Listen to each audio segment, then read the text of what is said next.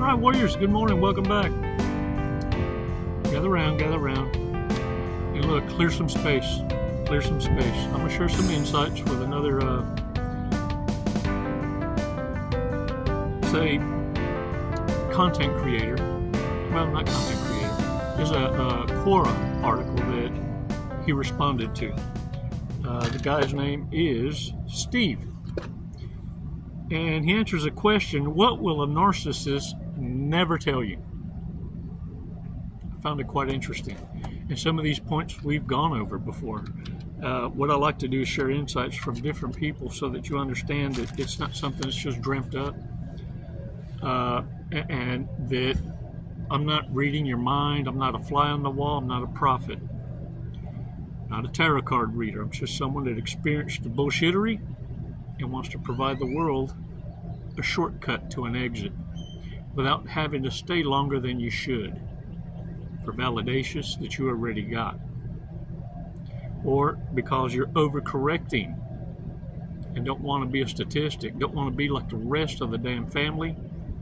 And breaking a generational curse means walking away from it, not staying, trying to keep it together.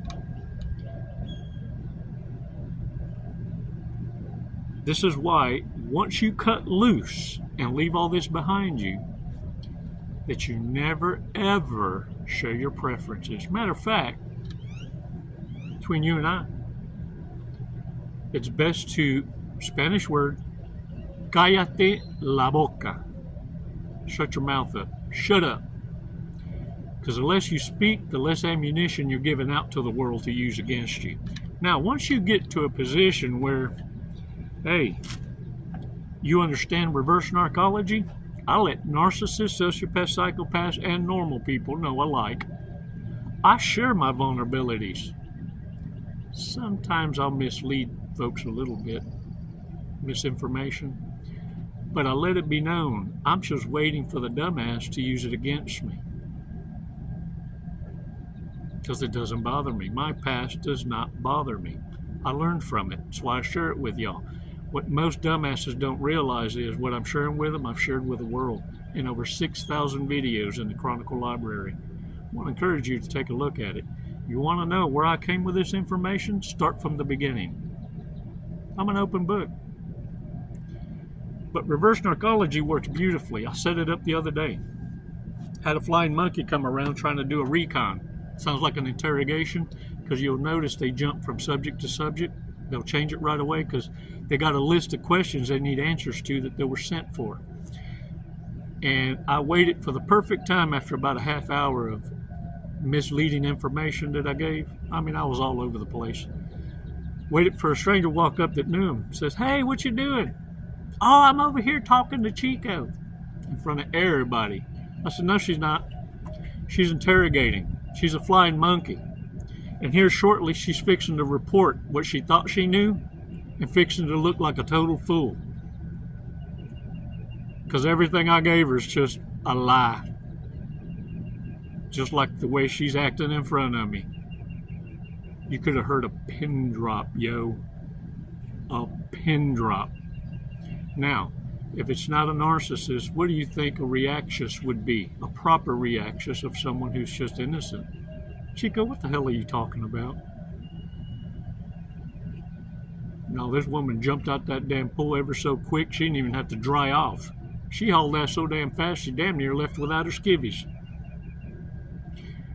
Warriors, when you shed light with truth, it's so damn bright that it discombobulates stupidity. They're not expecting to be hit with the truth. What they're expecting is for you to later go, I just felt like I was interrogated. I shoulda, woulda, coulda said. Well, I do it. And it's why I need you to understand what it is to be posturing defensively and another to apply what you start to learn. You see, when you take care of the loose ends, like the narcissists they are, they'll see themselves out. Now, I guarantee you, anywhere I go, these people will see themselves out for fear of more truth. I always, on the accidental meet and greets where you happen to run into a reprobate that done you wrong in the past, I always look them dead in the eye. Hey, what's up, killer? You ain't in jail yet? I'm surprised you still living. Whew. I'd have lost a bet on that. I'd have figured you were on the other side of worm dirt. Let's take 5 seconds. Take a deep breath. Gather our thoughts. And let's prepare to unlearn so we can relearn. This is the new you. This is what narcissists have been keeping from you. And now you're going to see the world differently, because the narcissist playbook is played out at all social and economic levels. And what narcissists hate is an educated empath. Because now your boundaries are solid, and the only ones that hate your boundaries are the ones that can take advantage of it. And the only ones that appreciate your boundaries are the ones that have them themselves and see it in you. It's namaste. I see the divine in you.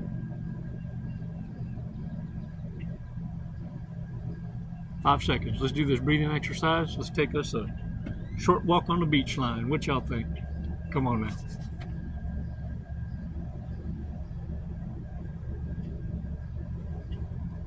Release slowly.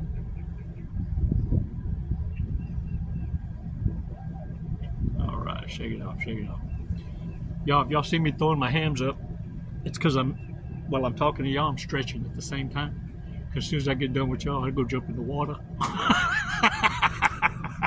Yeah. Hey, look, for real.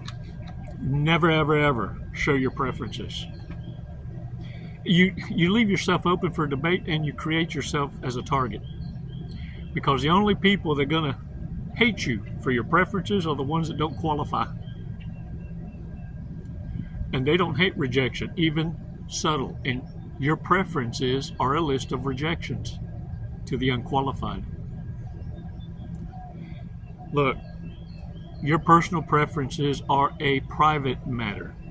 To the ones disqualified, they should never even know. You just don't entertain them. You just don't make yourself available. And anytime they try to push the issue of an invitation, it's just never going to happen. After a while, I agree. Yeah, I'll meet you there. And I just don't show up. Because if you didn't get the hint directly, well, maybe you'll get the hint being ghosted multitude of times. The thing is this, narcissists are going to become very, very bitter. And what they're holding back is the disrespect. But understand, it's just around the corner. It may not be in that first rejection when they heard your preferences. It's going to be in the second one, perhaps, when they're trying to argue because you verbalized it, which the narcissist feels that since you spoke it, it must mean you need a rebuttal. You need someone to argue the point so that they can dilute your preferences and boundaries and make themselves qualified. Put themselves in the running. That's what pick-me's do. And if they can't do that, well then guess what? If you're partnered up, you better keep an eye on each other's, because narcissists want what you got. Because what's out here in the playground is their own kind. No providers, no stability, no commitment, and lack of consistency. The only thing their own kind are consistent with is feeding the trifecta. Oh, yeah, they believe in the God. It's called me, myself, and I. This is the narcissist trinity. Careful now, because you can get caught up in the me, myself, and I when some of that dumbassery rubs off on you. Look, the thing is this. Learning to say no is probably the hardest part. And my thing is, my argument has always been this.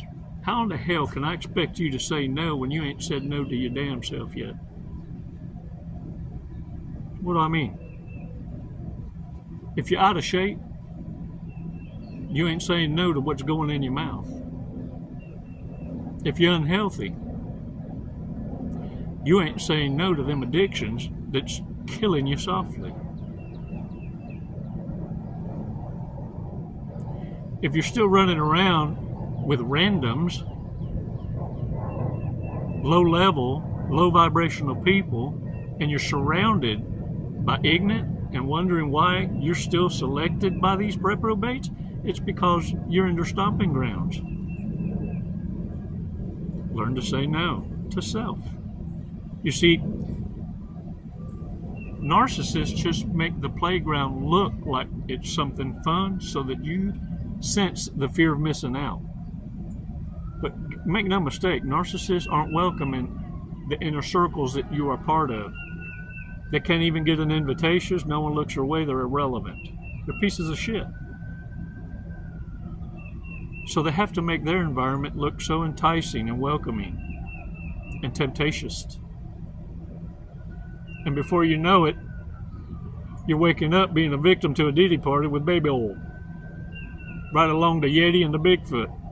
I hear they got snuck in too. But they running around with the sore ass too. The thing is this, if you can't say no to yourself, start learning to. And that's what prayer and fasting does. Not only that, it casts out the most powerful of evil. Because when you can tell your body, no, I'm in control.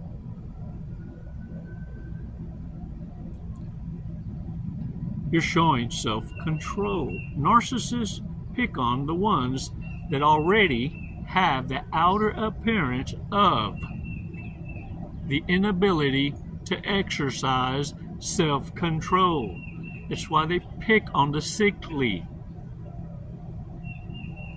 The ones that show signs of, I don't give a damn, I gave up.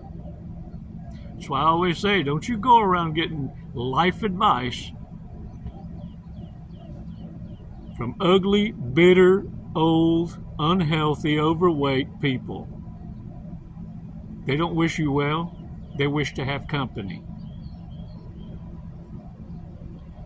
It's the ones narcissists are drawn to. But they also know it takes a bunch of them to make up the quality of just one of you. Yeah, that's why you always, every now and again, people talking about, oh my God, look at that. They bounced and went to lower quality. Look, between you and I, that's their equal. Always has been. You were the come up. And what's really antagonizing and all narcissists resent it, especially the ones that were in a long-term relationship, got caught stepping out. Ooh, they suffer the mostest. Because they had it all and lost it all. Don't you think for a minute that the narcissists around them, their family, their own young'uns, are smearing it in their face every chance they get. Every argument is lost when the narcissist's face is rubbed in their own piss. No one lives in the past more than the narcissist. Ask them. Well, I used to. Well, I used to could. Well, I used to have. Well, I used to. Still living in the past. Ain't got a pot to piss in, two nickels to rub together. But want to give you life advice. Matter of fact, they don't mind taking the wheel, showing you how it's done.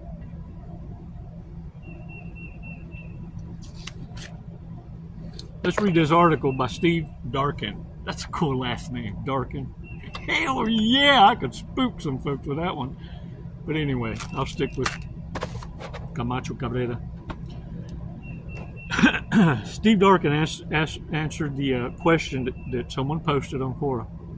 What will a narcissist never tell you? What they won't tell you is that you had a target on your back the minute they learned you had a good paying job. And I'm going to add to that. Many of y'all had no idea you were carrying the weight and the load of many freeloaders, because they were taking from you and spending it on another. Some of you were supporting a family of freeloaders, dependent on your income. Or they'll extort the sibling and tell them, I'll tell on you, you'll lose it all if you don't give me some.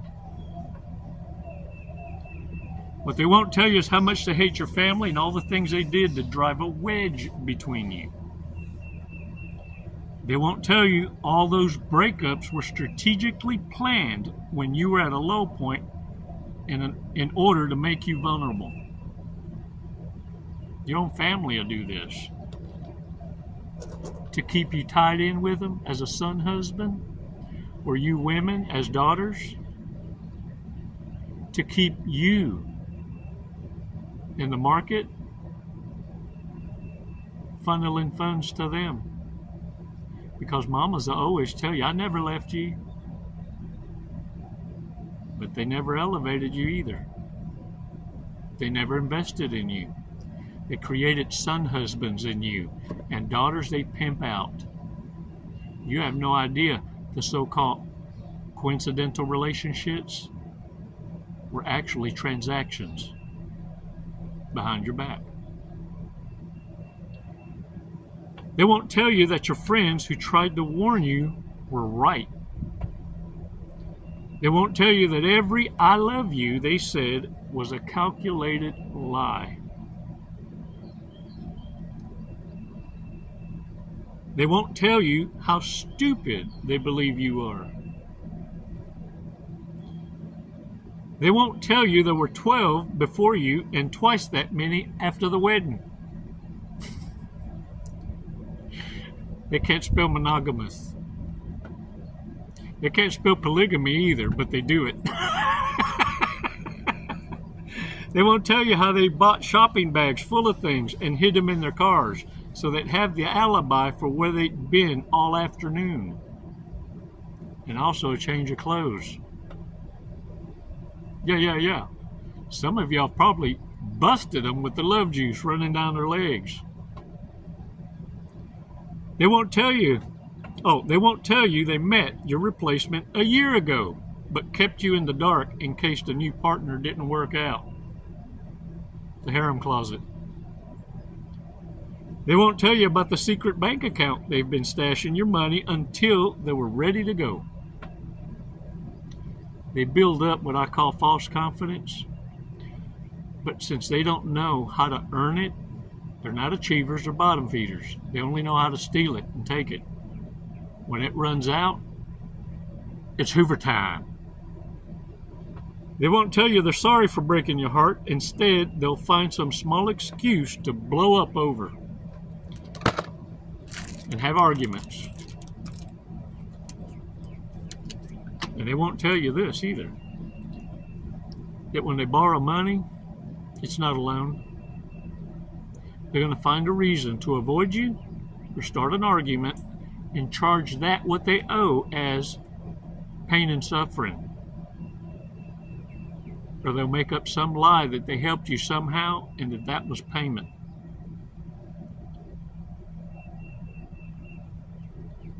Warriors, big mistakes. Let's go over some. This is a card game. Big mistakes. Gets all their news from Facebook. Self-absorbed, emotionally unavailable, and can make grandiose promises with zero intention of keeping them. Sound like them folks you left behind yonder? Leave them there. Begins binging Christmas movies on Halloween.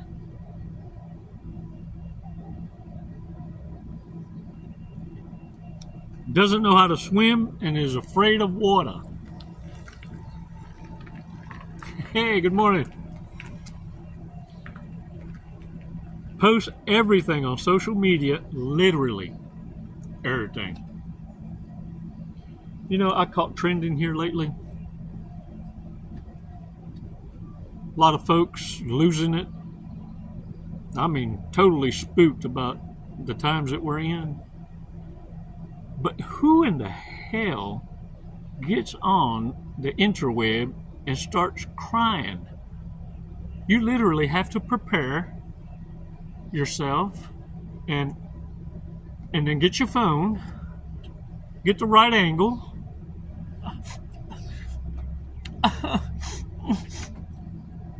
hit play. I can't handle it. I don't know what I'm gonna do. Here's what I want you to pay attention to, y'all. I bet you there's a Cash App, PayPal, or GoFundMe somewhere off in there. And the narcissist is performing. And after they post, you know what they're not telling you they're thinking? You just been played. Tithe in obedience, but be intelligent. Your tithe is to change lives, not provide clout chasers the avoidance of karmic consequence. They're in the position they're in out of choice. You're in the position you're in as an observer in the audience, as a reminder that could have been you. Look at me. Stop what the fuck you're doing. Look at me. If you'd have stayed longer than you should, and those of you who are still in it stay longer than you should, that is going to be you, holding a cardboard sign up under a freeway, begging for a handout, irrelevant to the world. Keeps a thermostat on 80. Freaks out if your mobile phone battery dies and you can't be reached.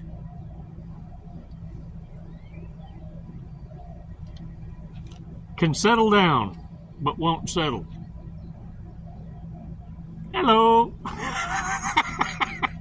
That'd be me.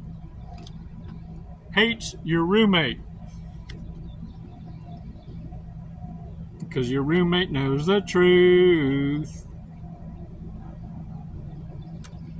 Likes to tip huge with other people's money whenever they can. How about this? The ones that give, but need to make sure that you saw them give, and if you didn't, well, then they need to tell you what they gave. Because you didn't stay long enough hoovering over them, gloating. Oh, I can't believe. Oh, you're so great. Oh, you're such a humanitarian.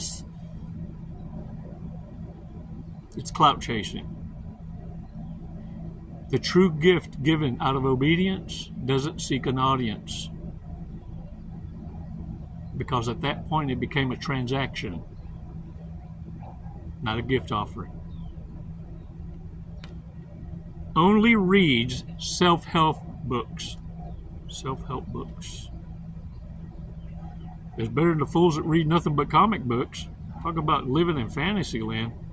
That's folks right there that just refuse to pull their head out their ass. All right, folks.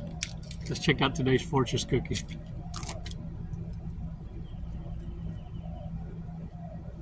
Today's small steps lead to big achievements. Ow! Home run. Baby steps. Look, this is all a waste of your damn time. Countless hours of video feeds that you've been watching if you don't apply in baby steps what you're learning.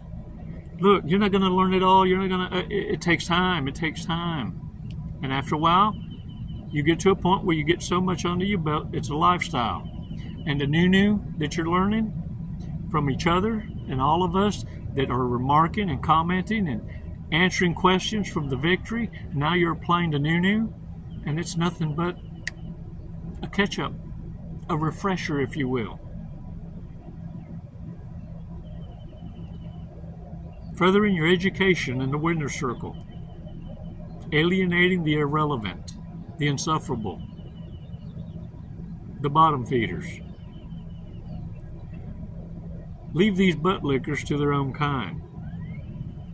They're comfortable there. These are their equal. Stop being someone's come up. And stop sharing your preferences. When you share preferences, it's like begging stupidity to give you an excuse not to have them. And when you argue back to hold up what you shouldn't have spoke about, that's your new enemy. They will resent you for life. And all you've given stupidity is a new target and relieved their last connection from their attention.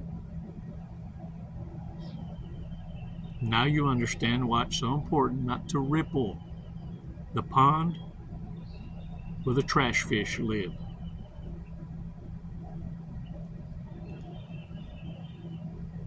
Let them keep admiring their own reflection. The me, myself, and I, the insufferable. Warriors, thanks so much for your support. Subscriptions. Hit the like button. And for you reprobates watching, trying to act like you're going to get some ammunition to use against the good people of the Lord, hit that unlike button twice so you don't embarrass yourself.